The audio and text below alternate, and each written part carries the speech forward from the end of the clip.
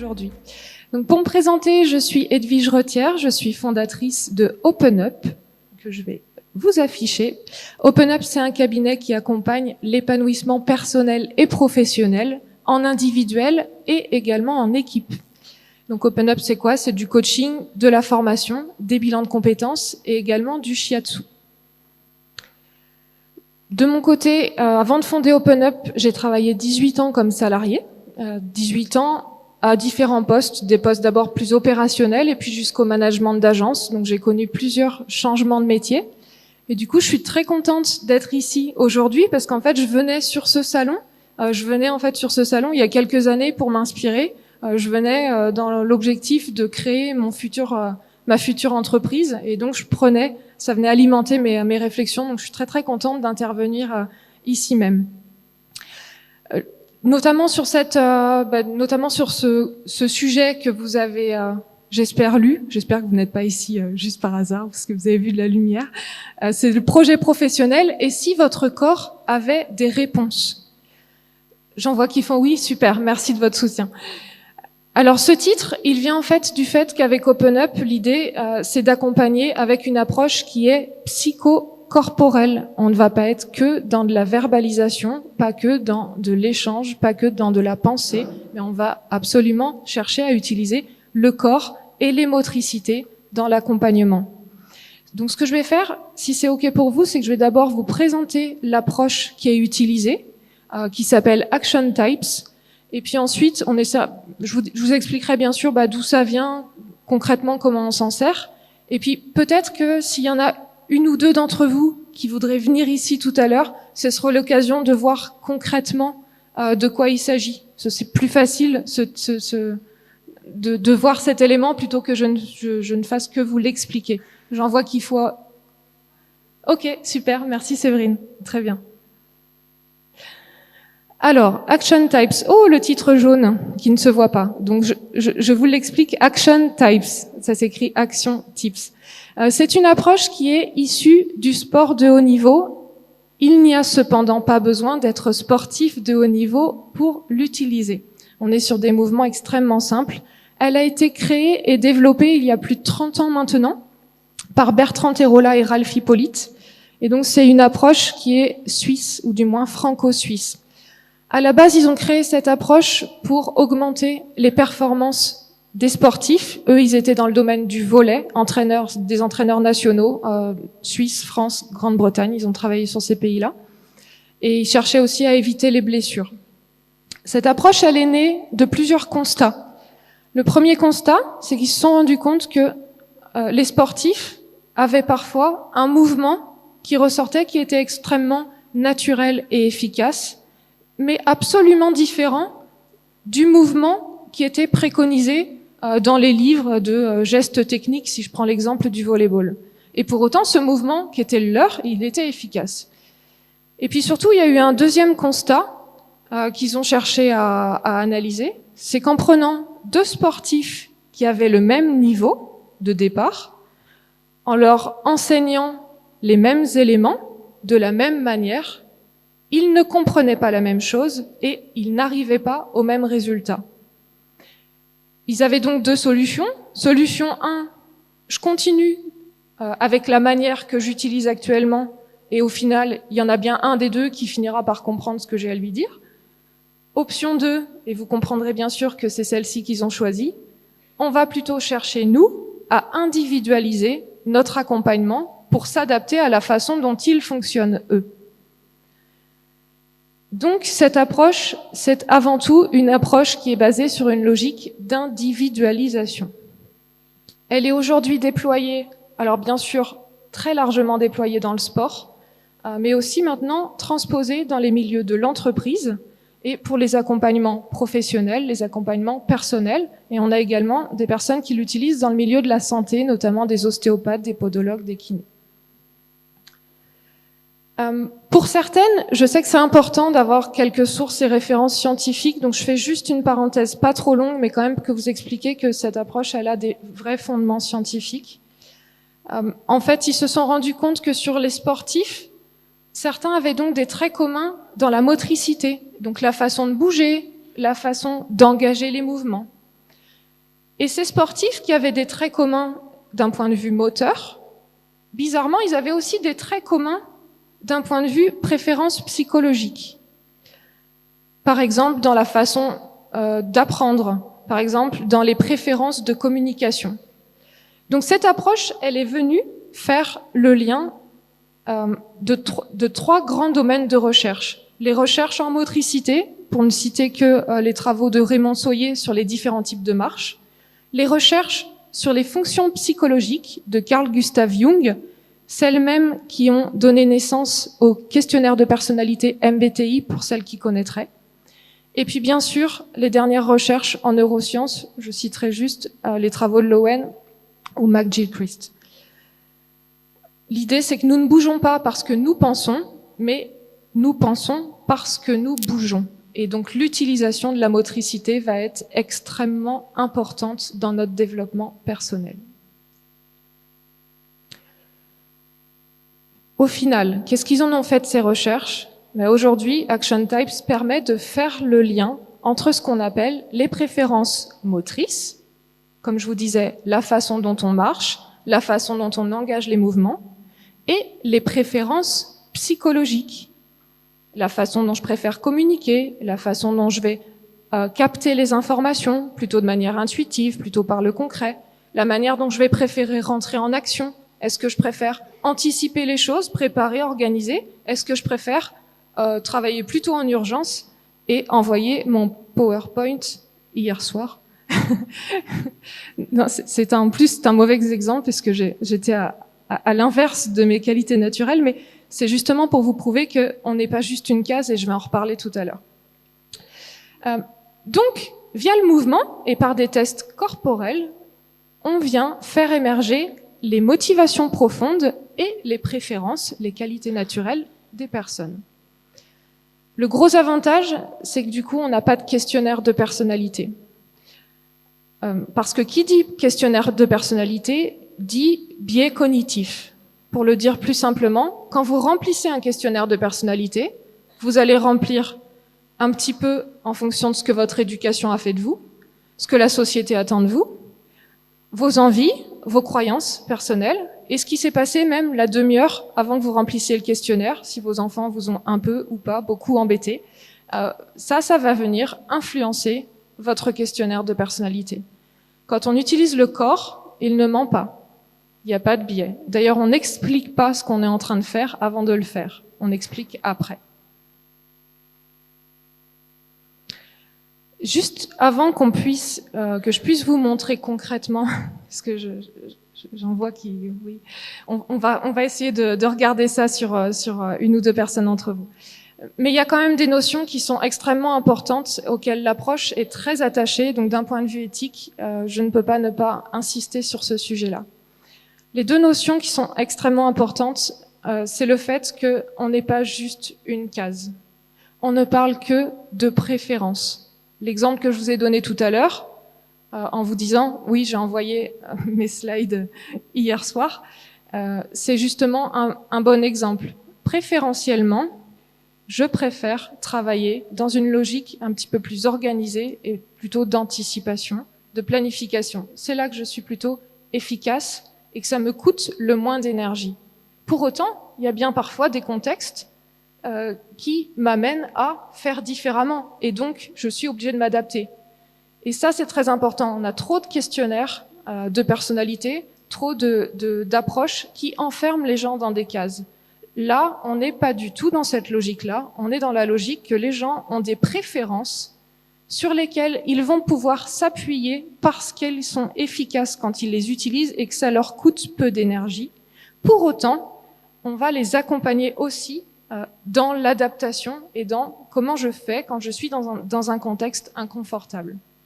Et ça, c'est très important. C'est qu'on a bien ces deux notions-là de je m'appuie sur mes qualités naturelles et je suis aussi en capacité de m'adapter dans des contextes qui sont plus anxiogènes. Le deuxième élément, c'est la notion d'unicité. Ce que je vous ai mis là, en tout cas pour les chiffres du bas, permettent d'illustrer un petit peu ça.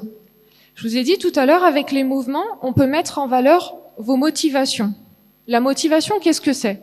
La motivation, c'est ce qui fait que vous allez avoir envie de vous engager dans l'action. D'ailleurs, motivation vient de movere, mouvement. Donc, quand je nourris mes motivations, je peux bien démarrer. C'est bien la phase avant l'action. Ces motivations, on en a chacun deux motivations profondes, chacune du coup, et on connaît 24 combinaisons dans le modèle. Une fois qu'on a démarré, dans notre façon de fonctionner, on connaît 16 types de fonctionnement différents, 16 profils. Donc déjà, si on multiplie les deux, on obtient 384 façons de fonctionner différentes. Ça prouve bien qu'on a déjà un panel de possibilités qui est extrêmement large. La diversité humaine, elle est très très large. Et surtout, comme on a chacun notre propre histoire, nos propres expériences, on part du principe que les uns et les autres sont absolument uniques. Donc ces deux notions-là sont très importantes. Le mieux, c'est peut-être de voir. Qu'est-ce que vous en pensez? Oui, ok. L'une d'entre vous veut-elle venir ici avec moi? Oui, merci, pour tester concrètement. Alors, j'ai pas eu le temps de finir ma phrase, mais j'allais dire plutôt en chaussures plates, s'il vous plaît, en basket. C'est parfait, super, merci. La difficulté, ça va être la notion de micro, que j'avais pas vraiment anticipé pour le coup. Non, on va se débrouiller comme ça. Je vais expliquer, et puis on va faire comme si on maîtrisait le sujet, d'accord? Alors, ce qu'on va faire... Votre prénom? Ambre. Ambre, ok.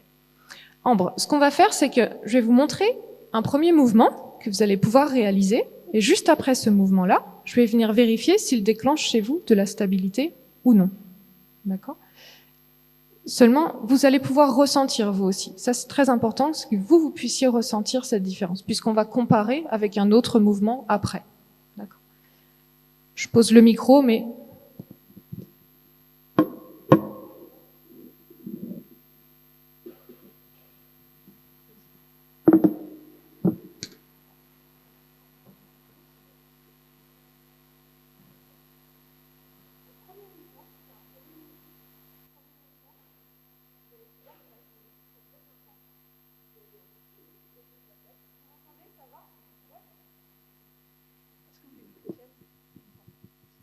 Je vais m'en débrouiller. Merci, c'est gentil. Peut-être après. Vous allez imaginer que vous êtes un pantin, vous avez un fil au-dessus de la tête, et qu'on vient vous étirer, on vous étire, on vous étire, on vous étire vers le haut.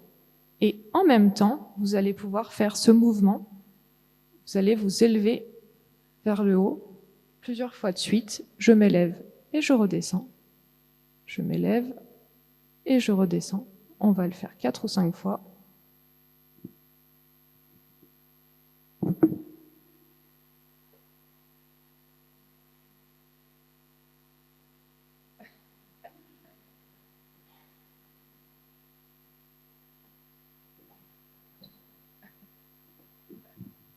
Comment vous vous êtes senti, Ambre, en termes de stabilité? Sur la déstabilisation. Juste après le mouvement. Juste après, stable, mais secoué et du coup déstabilisé. Donc, quand je viens vérifier votre capacité à rester stable, on a eu une légère... vous avez bougé.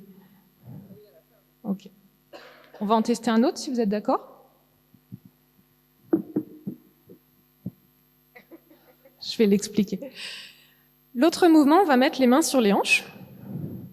Quelle est votre musique coup de boost du moment, de la journée? Une idée, mesdames? Une musique qui bouge un peu, qu'on pourrait mettre dans la tête à Ambre pour qu'elle puisse faire ce mouvement. Happy? Ok. Vous l'avez? Happy? Oui. Ouais, je vais pas vous demander de la chanter, ce serait pas très cool. C'est bon? Ok. Donc, avec la musique Happy, l'idée, les mains sur les hanches, on va venir bouger les hanches en fléchissant comme ça les genoux. Ok. De gauche à droite. Comment?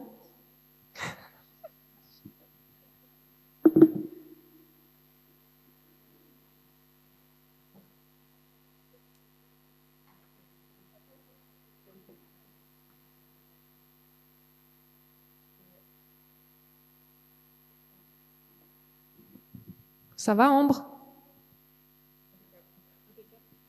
Stable? Pas déstabilisé pour le coup. Voilà. Donc là, on a un exemple avec deux mouvements qui font référence à deux motivations complètement différentes l'une de l'autre. Deux solutions. Soit j'explique tout de suite à quoi ça correspond, soit quelqu'un d'autre veut venir expérimenter. On explique tout de suite? Ok. Il y en a qui ont besoin de comprendre. Le premier mouvement faisait plutôt référence à un besoin de compréhension. Attention, on a après des nuances, les yeux fermés, les yeux ouverts. On va pas être tout à fait sur le même type de compréhension. Là, on a vraiment simplifié. Le deuxième mouvement, celui sur lequel Ambre a été extrêmement stable, qui vient résonner de manière forte d'un point de vue corporel, c'est un mouvement qui correspond plutôt à un besoin d'expérimentation dans le concret. Donc on est plutôt sur des personnalités qui, avant d'entrer en action, vont avoir absolument besoin vont avoir besoin de réalisation concrète, d'action immédiate. Ils vont avoir besoin, même peut-être aussi, d'aller dans le concret, dans la matière. Mais en tout cas, un vrai besoin de concret, de réalisation. Ça vous parle? Oui. Oui, ok. Ça veut pas dire que on n'a pas le besoin de compréhension. On l'a peut-être par ailleurs dans notre profil une fois qu'on démarre. Ce qui est vraiment important à comprendre, c'est juste que ça, c'est ce qui est à nourrir pour être bien et pour avoir envie de s'engager dans l'action. Donc peut-être, bien sûr, tout ça, ce serait à valider. Hein. Là, on le fait très rapidement. Je ne vais pas faire de raccourcis trop rapides avec Ambre. Mais ça veut dire qu'il s'agirait peut-être de voir dans quelle mesure, Ambre, vous arrivez à nourrir ce besoin de concret dans votre travail aujourd'hui. Je peux vous demander dans quel univers vous êtes? Ou recherche d'emploi ou... Moi, j'avais fait une reconversion il y a 5 ans et je suis éducatrice sport-santé aujourd'hui. Ok, très bien. Et avant? Avant, j'étais consultante en management de l'innovation. Ok. J'en vois qui sourit. Quel lien avez-vous fait pour celle qui en sourit? Le côté concret du deuxième métier? Ouais. Comment vous vous sentez par rapport à ça? Dans quelle mesure vous arrivez à nourrir ce besoin de concret et d'action dans ce métier-là? Ah oui, ben là, oui, je suis dans le corps en permanence, quoi. Après, je pense que j'aimerais justement trouver un équilibre entre les deux. Okay. Très bien. Merci aussi de cette précision. Merci Ambre pour cette expérimentation. Ce que Ambre a cité juste à la fin, c'est exactement ce dont je vous parlais tout à l'heure. On n'est pas juste une case. Donc, aller d'un extrême à l'autre, c'est pas non plus la solution. Ça va être, encore une fois, de nourrir ses motivations, de s'appuyer sur ses qualités, mais de pouvoir continuer à s'adapter. Et pour ça, on va aussi utiliser la motricité. Juste pour vous en dire un petit peu plus, j'ai pas vu le signal pour le timing, donc je sais absolument pas où on en est. Super, merci. Pour vous en donner quelques éléments supplémentaires sur ce sujet qu'on vient d'expérimenter avec Ambre sur les motivations profondes, qu'est-ce qui se passe en fait pour que vous puissiez comprendre le fonctionnement? Chacun des mouvements va venir activer une vertèbre lombaire, une des 5. Ces vertèbres-là sont elles-mêmes associées à une motivation profonde. À 2 en fait, plus précisément. On va donc retrouver, avant d'entrer en action, on est sur des besoins fondamentaux. Certaines d'entre vous vont avoir besoin, avant d'entrer en action, de comprendre le fonctionnement du comment, du pourquoi, du comment ça marche, avant de faire. D'autres vont avoir besoin plutôt de structurer les choses, de cadrer, de clarifier. Si on prend la deuxième vertèbre, on va plutôt sur un besoin de se relier aux autres, de se relier à ses valeurs. Troisième vertèbre, autre mouvement. J'ai besoin, avant d'entrer en action, de me projeter sur l'atteinte d'objectifs. J'ai besoin de progresser vers une cause de progresser dans le sens de quelque chose qui compte pour moi. Autre possibilité sur la 4e vertèbre lombaire, j'ai besoin de m'ancrer, donc peut-être plus de sécurité aussi, ou j'ai besoin d'expérimenter dans le concret. L'exemple de Ambre est un mouvement qui va venir activer la 4e vertèbre lombaire. Et la 5e, j'ai besoin d'innover, j'ai besoin d'explorer. Alors à quoi ça sert tout ça? Ça sert à prendre conscience de notre mode de fonctionnement, de nos besoins pour les nourrir. Peut-être, on n'est pas encore à la séance de questions, mais peut-être certaines d'entre vous pourraient me dire, oui, mais on a un peu besoin de tout, là, sur cette liste. Oui, sauf que le sujet de la motivation profonde, on a vu que c'était physique. C'est-à-dire qu'il y en a 2 dans cette liste qui, si elles ne sont pas nourries, le système ne démarre pas. Il n'est pas bien, il n'est pas, il n'est pas suffisamment à l'aise pour bien réaliser son démarrage. Donc oui, on a beaucoup de nuances en nous, oui, il y a beaucoup de choses, mais ces 2-là, elles sont absolument à prendre en considération. Si je vais essayer de prendre un exemple concret avec quelqu'un qui, par exemple, aurait un besoin d'imagination interne et donc d'innover. C'est ce qu'on voit sur la 5e, le mouvement qui fait référence à la 5e vertèbre lombaire. Quelqu'un qui aurait ce besoin d'imaginer en permanence de nouvelles façons de faire et donc d'innover, qui adore son métier, mais qui se retrouve dans un contexte où dans l'entreprise, tous les process sont extrêmement établis, déjà très clairs, et une ouverture assez peu élevée à tout ce qui est de l'innovation. On comprend que cette personne ne soit pas forcément bien et n'ait pas une grande envie d'aller au travail. C'est pas forcément lié au métier en lui-même. Peut-être qu'elle adore ce qu'elle fait. Mais cette motivation n'est pas nourrie dans le contexte dans lequel elle l'est. Et donc ça, c'est important aussi à regarder. Au-delà de la personne, ses préférences, ses motivations, c'est dans quel contexte elle est et qu'est-ce qui lui permet dans son contexte de nourrir ses préférences et de nourrir ses motivations.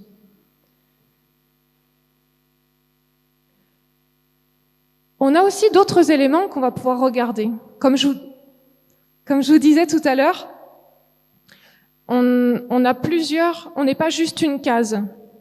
Notre corps nous permet de manière innée de nous adapter dans le contexte. Pour ça, peut-être qu'il y aurait une deuxième personne. Oui, merci. Qui voudrait bien venir expérimenter.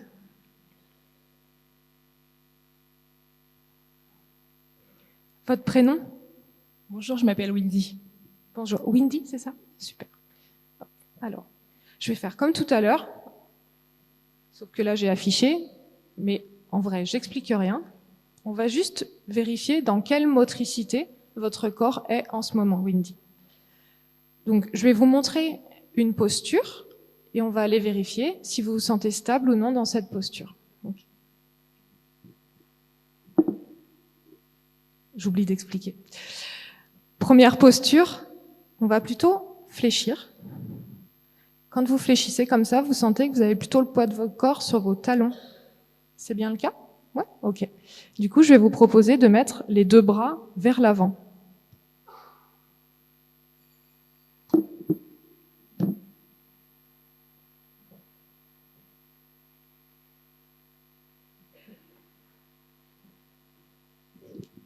Pour l'instant, on n'a pas beaucoup de valeurs de référence, donc on va comparer, puis vous allez essayer de me dire dans quelle posture vous vous sentez plus stable en ce moment, ok?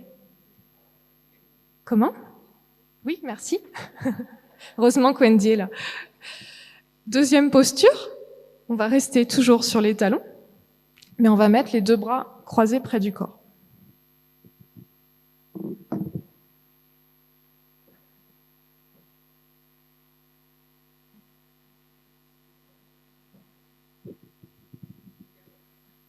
La dernière? Ok. On va juste en prendre 2 autres pour comparer. Du coup, on va tendre les jambes. Quand on tend les jambes, on sent qu'on a plutôt le poids du corps. Regardez mon inclinaison corporelle. Oui. Vers l'avant, exactement. J'ai plutôt le poids du corps. Moi, c'est ma préférence motrice, vers l'avant. D'accord? Donc vous allez vers l'avant comme ça, et vous allez choisir un appui plutôt sur la gauche ou sur la droite. On va faire les deux. Appui à droite, ok. Je vous propose juste, j'ai pas fait attention tout à l'heure, d'écarter un tout petit peu plus les... Voilà, très bien, parfait. Donc appui à droite, je vais y arriver avec mon micro. Et on va tendre le bras droit, on va faire Superwoman à droite, ok? Très bien. Et le bras gauche près du corps. Voilà.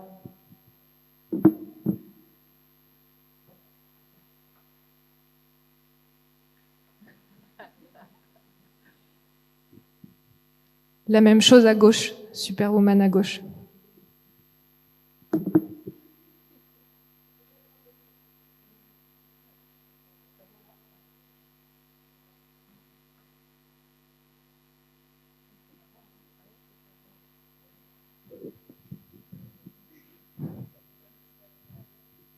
Impressionnant sur la deuxième, beaucoup plus stable.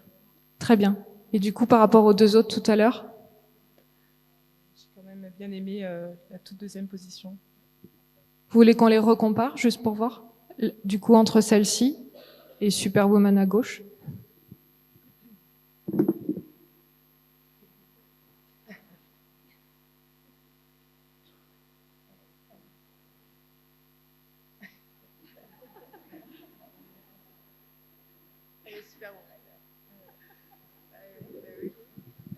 Superwoman à gauche?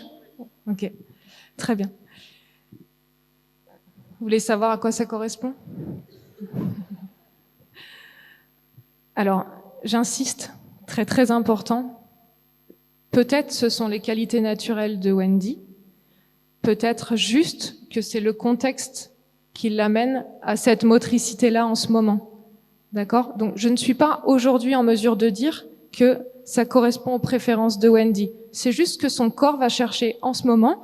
C'est déjà extrêmement intéressant d'aller chercher cette notion-là.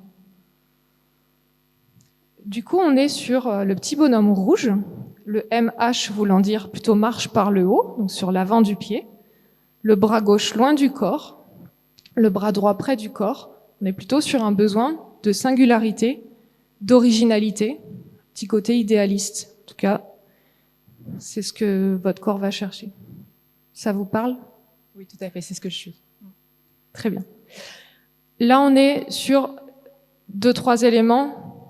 Bien entendu, on peut aller beaucoup plus loin que ça. L'être humain est extrêmement complexe. La difficulté, c'est de vous apporter, de pouvoir vous démontrer concrètement et vous montrer de quoi il s'agit, sans pour autant rentrer dans le détail de tout ça. Merci Wendy pour votre participation.